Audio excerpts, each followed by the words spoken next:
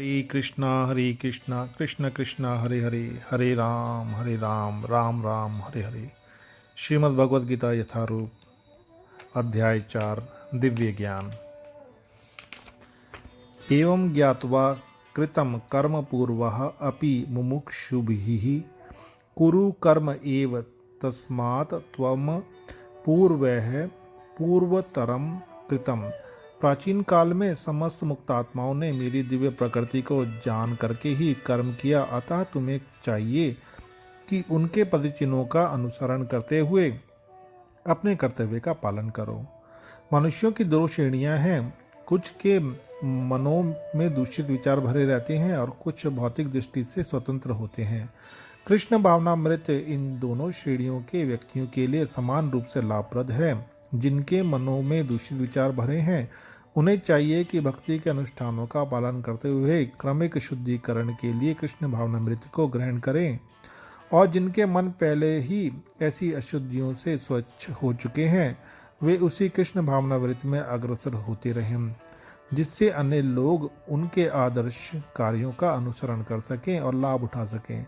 मूर्ख व्यक्ति या कृष्ण भावनामृत में नवदीक्षित प्रायः कृष्ण भावनामृत का पूरा ज्ञान प्राप्त किए बिना कार्य से विरत होना चाहते हैं, किंतु भगवान के युद्ध क्षेत्र में के कार्य से विमुख होने की अर्जुन की इच्छा का समर्थन नहीं किया। आवश्यकता इस बात की है कि यह जाना जाए कि किस तरह कर्म किया जाए। कृष्ण भावनामृत के कार्यों से विमुख होकर एकांत में बैठकर कृष्ण भावनामृत का प्रदर्शन करना अर्जुन के लिए कार्य में रत होने की अपेक्षा कम महत्वपूर्ण है। यहाँ पर अर्जुन को सलाह दी जा रही है कि वह भगवान के अन्य पूर्व शिष्यों यथा सूर्य देव विवस्वान के पदचिन्हों का अनुसरण करते हुए कृष्ण भावनामृत के कार्य करें, अतः वे उसे सूर्य देव के कार्य को संपन्न करने के लिए आदेश देते हैं, जिसे सूर्य देव ने उनसे लाखों वर्ष पूर्व सीखा था। यहाँ पर भगवान कृष्ण के ऐसे सारे शिष्यों का उल्लेख पूर्ववर्तित मुक्त पुरुषों के रूप में हुआ है, जो कृष्ण द्वारा नियत कर्मों को संपन्न करने में लगे हुए थे।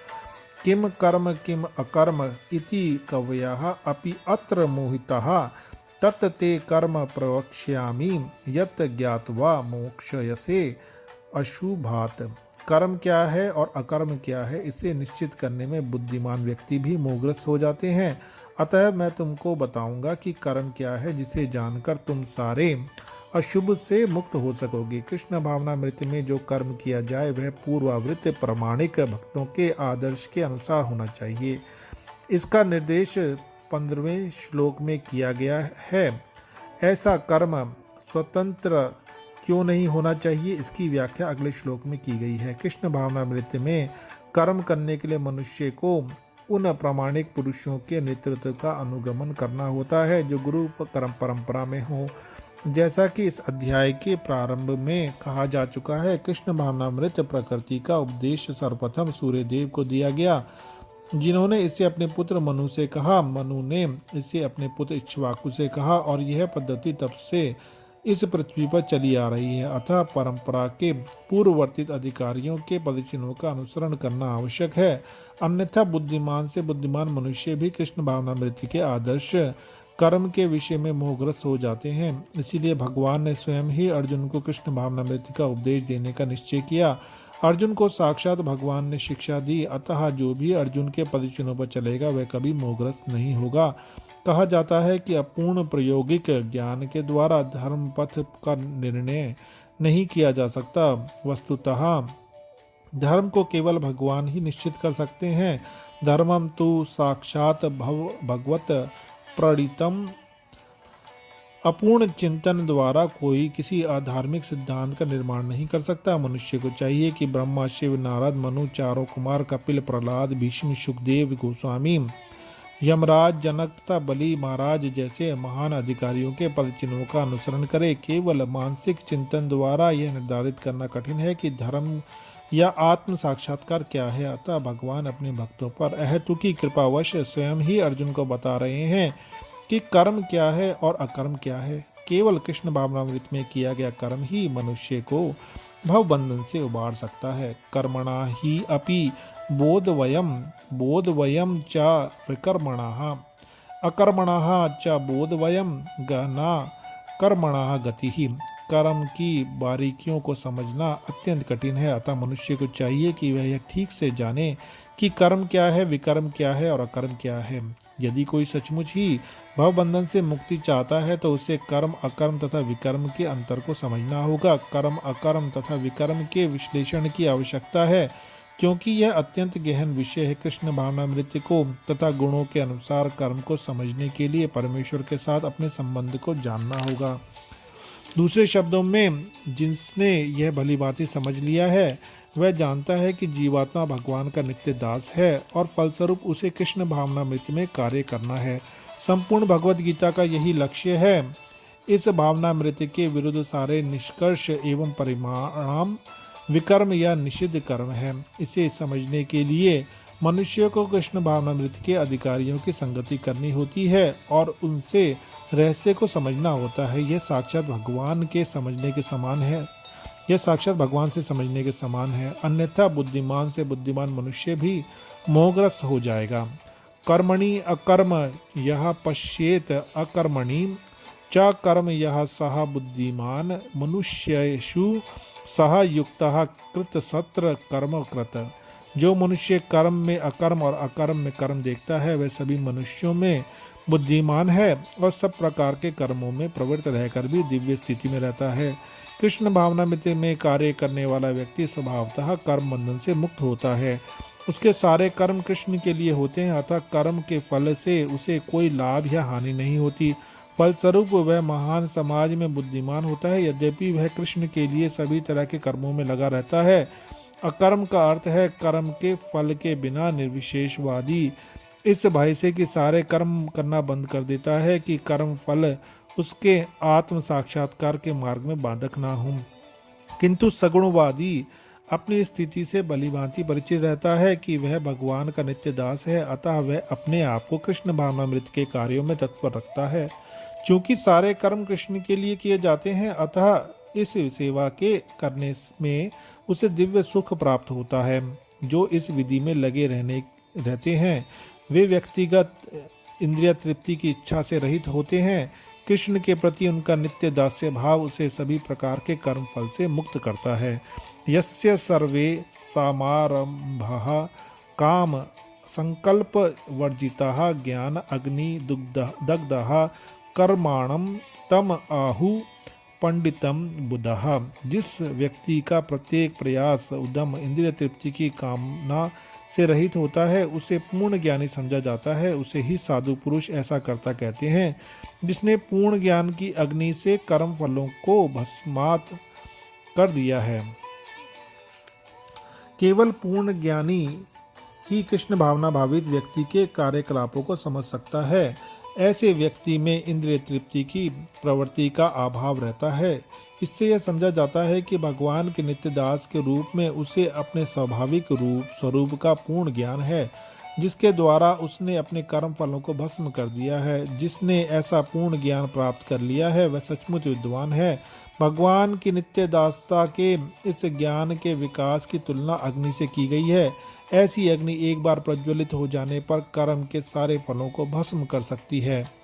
त्यक्त्वा कर्म फल आसंगम नित्य तृप्तः निराश्रयः कर्मणि अभिपर्वतः अपि न एव किंचित करोति सः। अपने कर्म फलों की सारी आसक्ति को त्याग कर सदैव संतुष्ट तथा स्वतंत्र रहकर वह सभी प्रकार के कार्यों में व्यस्त रहकर भी कोई साकाम कर्म नहीं करता। कर्मों के बंधन से इस प्रकार की मुक्ति तभी संभव है जब मनुष्य कृष्ण भावना भावित होकर हर कार्य कृष्ण के लिए करे। कृष्ण भावना भावित व्यक्ति भगवान के शुद्ध प्रेमवश ही कर्म करता है। फलस्वरूप उसे कर्म फलों के प्रति कोई आकर्षण नहीं रहता, यहाँ तक कि उसे अपने शरीर निर्वाह के प्रति भी कोई आकर्षण नहीं रहता, क्योंकि वह पूर्णतः कृष्ण पर आश्रित रहता है। वह ना तो किसी वस्तु को प्राप्त करना चाहता है और ना अपनी वस्तुओं की रक्षा करना चाहता है। वह अपनी पूर्ण सामर्थ्य से अपना कर्तव्य करता है और कृष्ण पर सब कुछ छोड़ देता है। ऐसा अनासक्त व्यक्ति शुभ अशुभ कर्म फलों से मुक्त रहता है, मानो वह कुछ भी नहीं कर रहा हो। यह अकर्म अर्थात निष्काम कर्म का लक्षण है। अतः कृष्ण भावनामृत से रहित कोई भी कार्यकर्ता पर बंधन स्वरूप होता है और विकर्म का यही असली रूप है, जैसा कि पहले बताया जा चुका है। निराशी ही यत चित आत्मा तयक्त सर्व परिग्रह शरीरम केवलम कर्म कुर्वन न आपनोति किल्बिषम। ऐसा ज्ञानी पुरुष पूर्ण रूप से संयमित मन तथा बुद्धि से कार्य करता है, अपनी संपत्ति के सारे स्वात्मित्व को त्याग देता है और केवल शरीर निर्वाह के लिए कर्म करता है। इस तरह कार्य करता हुआ वह पाप रूपी फलों के प्रभाव से प्रभावित नहीं होता। कृष्ण भावना भावित व्यक्ति कर्म करते समय कभी भी शुभ या अशुभ फल की आशा नहीं रखता। उसके मन तथा बुद्धि पूर्णतः वश में होते हैं। वह जानता है कि वह परमेश्वर का भिन्न अंश है, अतः अंश रूप में उसके द्वारा संपन्न कोई भी कर्म उसका न होकर उसके माध्यम से परमेश्वर द्वारा संपन्न हुआ होता है। जब हाथ हिलाता है तो अब वह स्वेच्छा से नहीं हिलाता, अपितु सारे शरीर की चेष्टा से हिलाता है। कृष्ण भावना भावित व्यक्ति भगवत इच्छा का अनुगामी होता है, क्योंकि उसकी निजी इंद्रिय तृप्ति की कोई कामना नहीं होती। वह यंत्र के एक पुर्जे की भांति हिलता डुलता है। जिस प्रकार रख रखाव के लिए पुर्जे को तेल और सफाई की आवश्यकता पड़ती है, उसी प्रकार कृष्ण भावना भावित व्यक्ति कर्म के द्वारा अपना निर्वाह करता रहता है, जिससे वह भगवान की दिव्य प्रेमा भक्ति करने के लिए ठीक बना रहे। अतः वह अपने प्रयासों के फलों के प्रति निश्चेष्ट रहता है। पशु के समान ही उसका अपने शरीर पर कोई अधिकार नहीं होता। कभी कभी क्रूर स्वामी अपने अधीन पशु को मार भी डालता है तो भी पशु विरोध नहीं करता, ना ही उसे कोई स्वाधीनता होती है। आत्म साक्षात्कार में पूर्णतया तृप्त कृष्ण भावना भावित व्यक्ति के पास इतना समय नहीं रहता कि वह अपने पास कोई भौतिक वस्तु रख सके। अपने जीवन निर्वाह के लिए उसे अनुचित साधनों के द्वारा धन संग्रह करने की आवश्यकता नहीं रहती, अतः वह ऐसे भौतिक पापों के क्लमशग्रस्त नहीं होता। वह अपने समस्त कर्म फलों से मुक्त रहता है। ब्रदच्छा लाभ संतुष्टः द्वंद्व अतीतः विमतसरः समः सिद्धौ असिद्धौ च कृत्वा अपि न निबध्यते।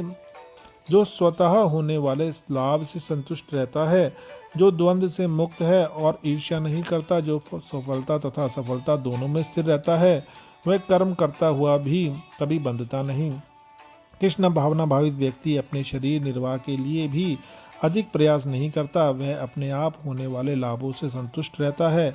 वह ना तो मांगता है और ना उधार लेता है, किंतु यथा सामर्थ्य वह सच्चाई से कर्म करता है और अपने श्रम से जो प्राप्त हो पाता है उसी से संतुष्ट रहता है। अतः वह अपनी जीविका के विषय में स्वतंत्र रहता है। वह अन्य किसी की सेवा करके कृष्ण भावनामृत संबंधी अपनी सेवा में व्यवधान नहीं आने देता, किंतु भगवान की सेवा के लिए वह संसार की द्वैतता से विचलित हुए बिना कोई भी कर्म कर सकता है। संसार की यह द्वैतता गर्मी सर्दी अथवा सुख दुख के रूप में अनुभव की जाती है। कृष्ण भावना भावित व्यक्ति द्वैतता से परे रहता है, क्योंकि कृष्ण को प्रसन्न करने के लिए वह कोई भी कर्म करने में झिझकता नहीं। अतः वह सफलता तथा असफलता दोनों में ही समान भाव रहता है। ये लक्षण तभी दिखते हैं जब कोई दिव्य ज्ञान में पूर्णतः स्थित हो।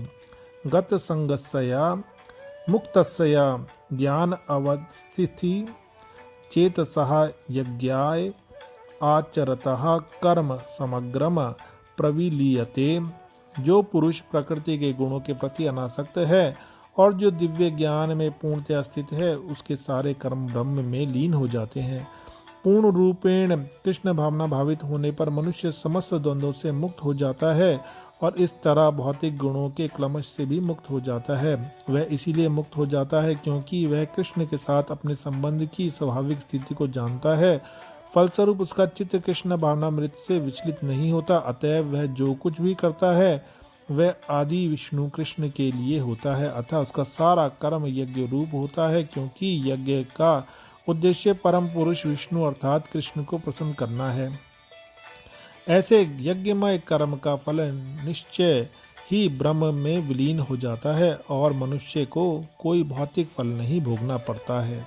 ब्रह्म अपर्णम ब्रह्म हविः ब्रह्म आग्रव ब्रह्मणाम हुतम ब्रह्म एव गंतव्यम ब्रह्म कर्म समाधिना।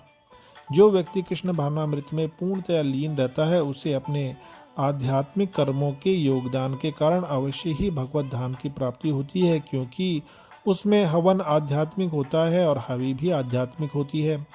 यहाँ इसका वर्णन किया गया है कि किस प्रकार कृष्ण भावना भावित कर्म करते हुए अंतोगत्वा आध्यात्मिक लक्ष्य प्राप्त होता है। कृष्ण भावनामृत विषय विविध कर्म होते हैं जिनका वर्णन अगले श्लोकों में किया गया है, किंतु इस श्लोक में तो केवल कृष्ण भावनामृत का सिद्धांत वर्णित है। भौतिक क्लमश से ग्रस्त बद्ध जीव को भौतिक वातावरण में ही कार्य करना पड़ता है, किंतु फिर भी उसे ऐसे वातावरण से निकलना ही होगा। जिस विधि से वह ऐसे वातावरण से बाहर निकल सकता है वह कृष्ण भावनामृत है। उदाहरण के लिए, यदि कोई रोगी दूध से बनी वस्तुओं के अधिक खाने से पेट की गड़बड़ी से ग्रस्त हो जाता है तो उसे दही दिया जाता है और दूध ही से बनी अन्य वस्तु है। भौतिकता में ग्रस्त बद्ध जीव का उपचार कृष्ण भावनामृत के द्वारा ही किया जा सकता है, जो यहाँ गीता में दिया हुआ है। यह विधि यज्ञ या विष्णु या कृष्ण को प्रसन्न करने के लिए किए गए कार्य कहलाती है। भौतिक जगत में जितने ही अधिक कार्य कृष्ण भावनामृत में या केवल विष्णु के लिए किए जाते हैं वे पूर्ण तल्लीनता से वातावरण उतना ही अधिक आध्यात्मिक बना रहता है। ब्रह्म शब्द का अर्थ है आध्यात्मिक। भगवान आध्यात्मिक हैं और उनके दिव्य शरीर की किरणें ब्रह्म ज्योति कहलाती हैं। यही उनका आध्यात्मिक तेज है। प्रत्येक वस्तु इसी ब्रह्म ज्योति में स्थित रहती है, किंतु जब यह ज्योति माया या इंद्र तृप्ति द्वारा आच्छादित हो जाती है तो यह भौतिक ज्योति कहलाती है। यह भौतिक आवरण कृष्ण भावनामृत द्वारा तुरंत हटाया जा सकता है। अतएव कृष्ण भावनामृत के लिए अर्पित हवि ग्रहण करता, हवन होता तथा फल ये सब मिलकर ब्रह्म या परम सत्य है। माया द्वारा आच्छादित परम सत्य पदार्थ कहलाता है। जब यही पदार्थ परम सत्य के निमित्त प्रयुक्त होता है तो इसमें फिर से आध्यात्मिक गुण आ जाता है। कृष्ण भावनामृत मोह जनित चेतना को ब्रह्म या परमेश्वरोन्मुख कहने की विधि है। जब मन कृष्ण भावनामृत में पूरी तरह निमग्न रहता है तो उसे समाधि कहते हैं। ऐसी दिव्य चेतना में संपन्न कोई भी कार्य यज्ञ कहलाता है। आध्यात्मिक चेतना की ऐसी स्थिति में होता हवन, अग्नि, यज्ञ करता तथा अंतिम फल यह सब परब्रह्म में एकाकार हो जाता है। यही कृष्ण भावनामृत की विधि है। दैवम एव अपरे यज्ञम योगिनः पर्युपासते ब्रह्म अग्नौ अपरे यज्ञम यज्ञेन एव उपजुह्वति। कुछ योगी विभिन्न प्रकार के यज्ञों द्वारा देवताओं की भली भांति पूजा करते हैं और कुछ परब्रह्म रूपी अग्नि में आहुति डालते हैं। जैसा कि पहले कहा जा चुका है, जो व्यक्ति कृष्ण भावना भावित होकर अपना कर्म करने में लीन रहता है वह पूर्ण योगी है, किंतु ऐसे भी मनुष्य हैं जो देवताओं की पूजा करने के लिए यज्ञ करते हैं और कुछ परम ब्रह्म या परमेश्वर के निराकार स्वरूप के लिए यज्ञ करते हैं। इस तरह यज्ञ की अनेक कोटियां हैं। विभिन्न यज्ञकर्ताओं द्वारा संपन्न यज्ञ की ये कोटियां केवल बाहरी वर्गीकरण है। वस्तुतः यज्ञ का अर्थ है भगवान विष्णु को प्रसन्न करना, और विष्णु को यज्ञ भी कहते हैं। विभिन्न प्रकार के यज्ञों में को दो श्रेणियों में रखा जा सकता है। सांसारिक द्रव्यों के लिए यज्ञ, द्रव्य यज्ञ, तथा दिव्य ज्ञान के लिए किए गए यज्ञ, ज्ञान यज्ञ। जो कृष्ण भावना भावित है उनकी सारी भौतिक संपदा परमेश्वर को प्रसन्न करने के लिए होती है, किंतु जो किसी क्षणिक भौतिक सुख की कामना करते हुए इंद्र, सूर्य आदि देवताओं को प्रसन्न करने के लिए अपनी भौतिक संपदा की आहुति देते हैं, किंतु अन्य लोग जो निर्विशेषवादी हैं वे निराकार ब्रह्म में अपने स्वरूप को स्वाहा कर देते हैं। देवतागण ऐसी शक्तिमान जीवात्माएं हैं जिन्हें ब्रह्मांड को ऊष्मा प्रदान करने, जल देने तथा प्रकाशित करने जैसे भौतिक कार्यों की देखरेख के लिए परमेश्वर ने नियुक्त किया है। जो लोग भौतिक लाभ चाहते हैं वे वैदिक अनुष्ठानों के अनुसार विविध देवताओं की पूजा करते हैं। ऐसे लोग ब्रह्मवीश्वरवादी कहलाते हैं, किंतु जो लोग परम सत्य के निर्गुण स्वरूप की पूजा करते हैं और देवताओं के स्वरूपों को अनित्य मानते हैं वे ब्रह्म की अग्नि में अपने आप की ही आहुति दे देते हैं और इस प्रकार ब्रह्म के अस्तित्व में अपने अस्तित्व को समाप्त कर देते हैं। ऐसे निर्विशेषवादी परमेश्वर की दिव्य प्रकृति को समझने के लिए दार्शनिक चिंतन में अपना सारा समय लगाते हैं। दूसरे शब्दों में सकाम कर्मी भौतिक सुख के लिए अपनी भौतिक संपत्ति का यजन करते हैं, किंतु निर्विशेषवादी ब्रह्म में लीन होने के लिए अपनी भौतिक उपाधियों का यजन करते हैं। निर्विशेषवादी के लिए यज्ञाग्नि ही पर ब्रह्म है, जिसमें आत्मस्वरूप कर विलय की ही आहुति है। किंतु अर्जुन जैसा कृष्ण भावना भावित व्यक्ति कृष्ण को प्रसन्न करने के लिए सर्वस्व अर्पित कर देता है, इस तरह उसकी सारी भौतिक संपत्ति के साथ साथ आत्मस्वरूप भी कृष्ण के लिए अर्पित हो जाता है। वह परम योगी है, किंतु उसका पृथक स्वरूप नष्ट नहीं होता।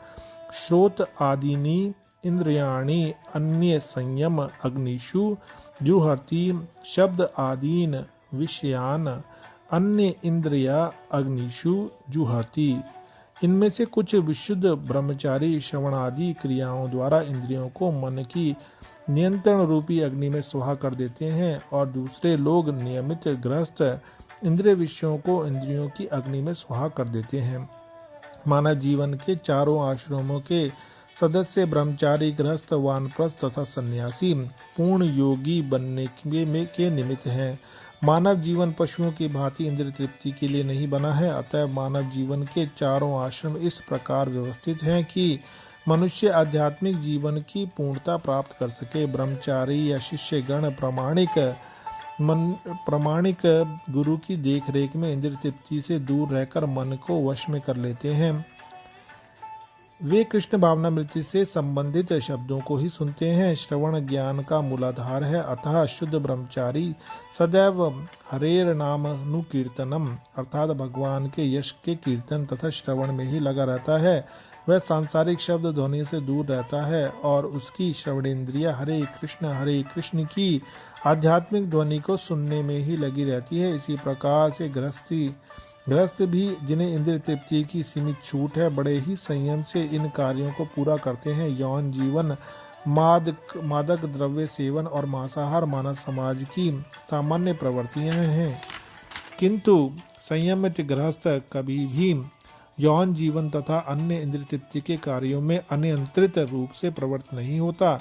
इसी उद्देश्य से प्रत्येक सभ्य मानव समाज में धर्म विवाह का प्रचलन है।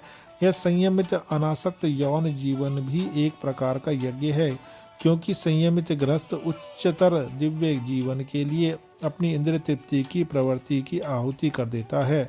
सर्वाणि इंद्रिय कर्माणि प्राण कर्माणि च अपरे आत्म संयम योग अग्नौ जुहर्ति ज्ञान दीपते।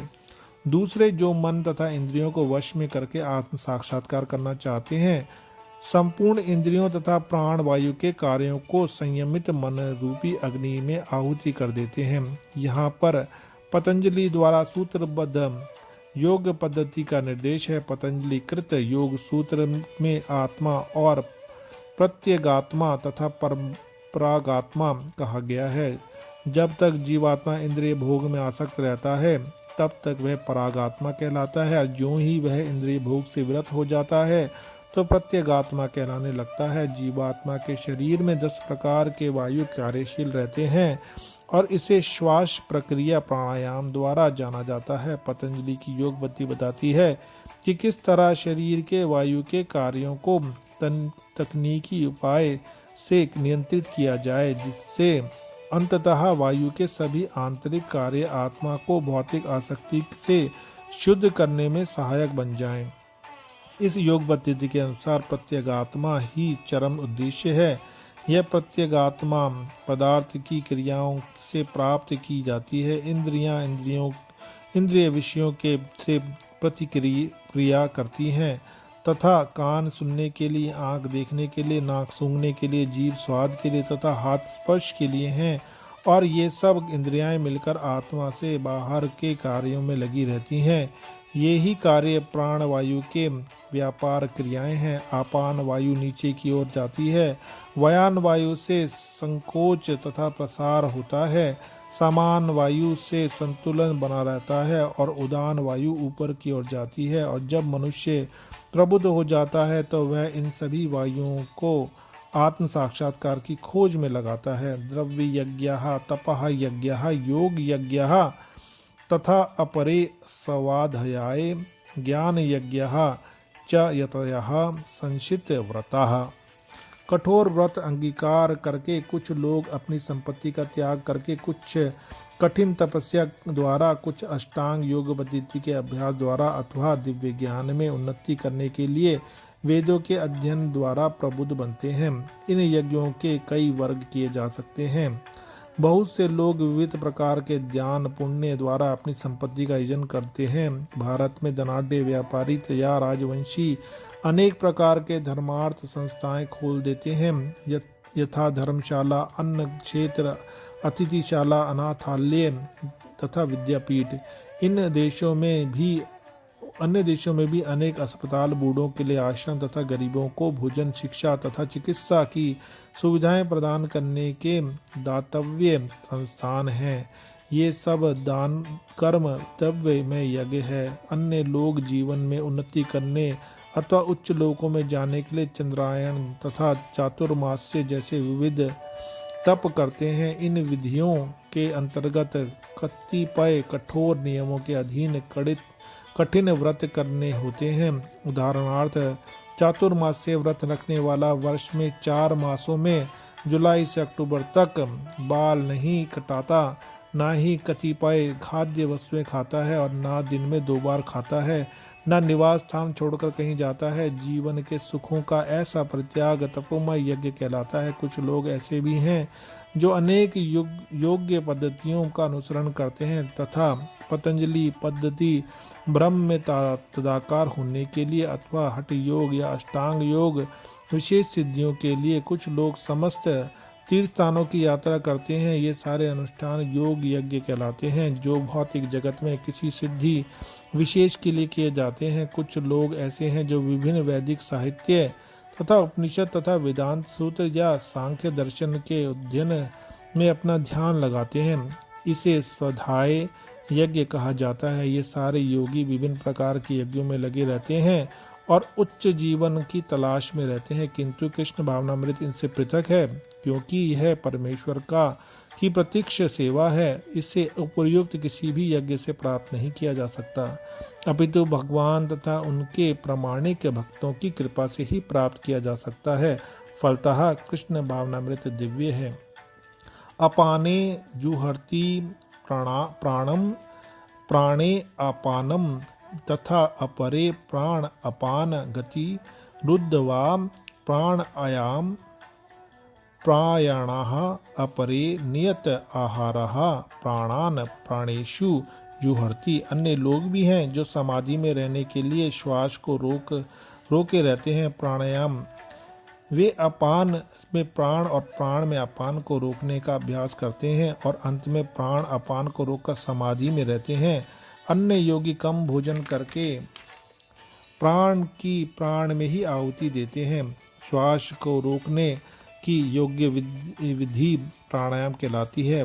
प्रारंभ में हठ योग के विविध आसनों की सहायता से इसका अभ्यास किया जाता है। ये सारी विधियां इंद्रियों को वश में करने तथा आत्म साक्षात्कार की प्रगति के लिए संस्तुत की जाती हैं। इस विधि में शरीर के भीतर वायु को रोका जाता है, जिससे वायु की गति की दिशा उलट सके। आपान वायु निम्नगामी अधोमुखी है और प्राण वायु ऊर्ध्वगामी है। प्राण वायु में योगी विपरीत दिशा में श्वास लेने का तब तक अभ्यास करता है जब तक दोनों वायु उदासीन होकर पूरक अर्थात सम नहीं हो जाती। जब अपान वायु को प्राण वायु में अर्पित कर दिया जाता है तो इसे रेचक कहते हैं। जब प्राण तथा अपान वायुओं को पूर्णतया रोक दिया जाता है तो इसे कुंभक योग कहते हैं। कुंभक योग अभ्यास द्वारा मनुष्य आत्म सिद्धि के लिए जीवन अवधि बढ़ा सकता है। बुद्धिमान योगी एक ही जीवन काल में सिद्धि प्राप्त करने के इच्छुक रहता है, वह दूसरे जीवन की प्रतीक्षा नहीं करता। कुंभक योग के अभ्यास से योगी जीवन अवधि को अनेक वर्षों के लिए बढ़ा सकता है, किंतु भगवान की दिव्य प्रेमा भक्ति में स्थित रहने के कारण कृष्ण भावना भावित मनुष्य स्वतः इंद्रियों का नियंता जितेंद्रिय बन जाता है। इसकी इंद्रियां कृष्ण की सेवा में तत्पर रहने के कारण अन्य किसी कार्य में प्रवृत्त होने का अवसर नहीं पाती। फलतः जीवन के अंत में उसे स्वतः भगवान कृष्ण के दिव्य पद पर स्थानांतरित कर दिया जाता है। अतः वह दीर्घजीवी बनने का प्रयत्न नहीं करता, वह तुरंत मोक्ष पद को प्राप्त कर लेता है। जैसा कि भगवद गीता में कहा गया है, माम च यो अवयाभिचारेण भक्ति योगेन सेवते सगुणान सन्मतीतयतान ब्रह्म भूयाय कल्पते। जो व्यक्ति भगवान की निश्चल भक्ति के में प्रवृत्त होता है, वह प्रकृति के गुणों को लांघ जाता है और तुरंत आध्यात्मिक पद को प्राप्त होता है। कृष्ण भावना भावित व्यक्ति दिव्य अवस्था से प्रारंभ करता है और निरंतर उसी चेतना में रहता है, अतः उसका पतन नहीं होता और अंततः वह भगवत धाम को जाता है। कृष्ण प्रसादम को ही खाते रहने से स्वतः कम खाने की आदत पड़ जाती है। इंद्रिय निग्रह के मामले में कम भोजन करना, अल्पाहार अत्यंत लाभप्रद होता है और इंद्रिय निग्रह के बिना भवबंधन से निकल पाना संभव नहीं है। हरे कृष्णा कृष्ण कृष्ण हरे हरे, हरे राम राम राम हरे हरे।